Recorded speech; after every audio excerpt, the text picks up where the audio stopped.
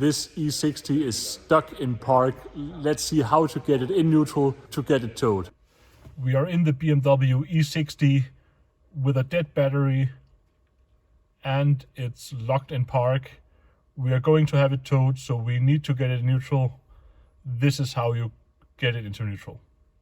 Get the trim off by simply pulling it off. As you see here, there's a little hole.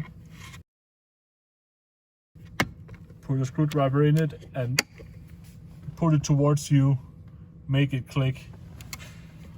And as you see, we are in neutral, ready to get towed. If you like content like this, don't forget to share it with a BMW or Mini enthusiast in your network and let us know so we can improve our content game for you guys at Schmiedmann.com.